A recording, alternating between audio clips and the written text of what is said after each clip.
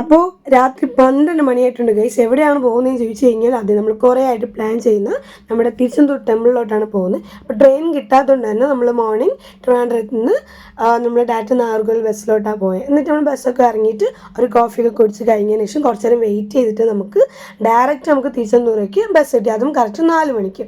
ഒരു 8:30 ആയപ്പോൾ തന്നെ ആക്ച്വലി അവിടെ റീച്ചായി.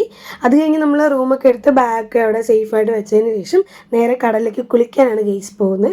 അപ്പം എൻട്രൻസ് എന്ന് പറയുന്നത് ഇങ്ങനെയാണ് അവിടെ ഇരിക്കുന്നത്. നമ്മൾ നേരെ ചെന്ന് കയറുന്നതും നമുക്ക് ആ ബിൽഡിങ് കാണാൻ പറ്റും. ആ ബിൽഡിങ് കാണുമ്പോഴത്തേക്ക് നമുക്ക് ഈ ഗൂസ് ബംസ് എന്നൊക്കെ പറയില്ലേ, ലൈക്ക് എനിക്ക് അതൊക്കെ ഭയങ്കരമായിട്ട് ഫീൽ ചെയ്തായിരുന്നു. കാരണം ഇങ്ങനെ കുറേ ആഗ്രഹിച്ചിരുന്ന് പോകുന്നതാണ്.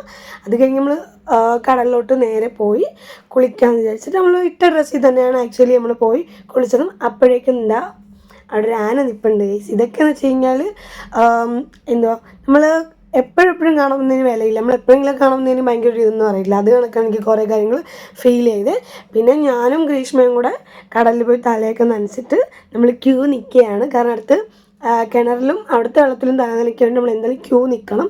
അപ്പോൾ കുറേ നേരത്തെ ക്യൂവിന് ശേഷം നമ്മളെല്ലാം കഴിഞ്ഞ് തലയിൽ വയ്ക്കാനുള്ള ഫ്ലവറൊക്കെ മേടിച്ച് റെഡിയായി നമ്മൾ ഫുഡ് കഴിക്കാൻ വന്നു.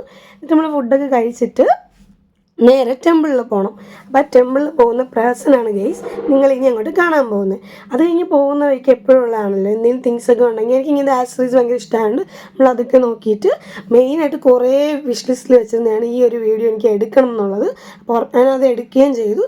അത് കഴിഞ്ഞ് നമ്മൾ ടെമ്പിളിലോട്ട് പോയി.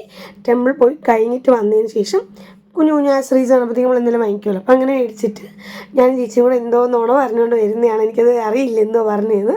അത് കഴിഞ്ഞ് നമ്മൾ ഈവനിങ് ആയപ്പോൾ എല്ലാം കഴിഞ്ഞ് പോകാൻ ഡ്രസ്സൊക്കെ ചേഞ്ച് ചെയ്ത് കഴിഞ്ഞതിന് ശേഷം നമുക്ക് രാവിലെ ആനയുടെ ആശീർവാദമൊന്നും കിട്ടിയില്ല ഗൈസ്. കാരണം വെച്ച് കഴിഞ്ഞാൽ എന്തെന്ന് അറിഞ്ഞൂടെ കുറേ തിരക്കുണ്ടായിരിക്കും.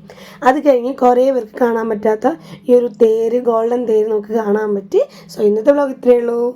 എവിടെ പോയെന്ന് എനിക്ക് മനസ്സിലായ കാര്യം, നമ്മളിങ്ങനെ പ്ലാൻ ചെയ്ത് പോയാൽ ഒന്നും നടക്കത്തില്ല ഗൈസ്. നമ്മൾ പ്ലാൻ ചെയ്യാതെ തന്നെ പോയാൽ എല്ലാം നടക്കും.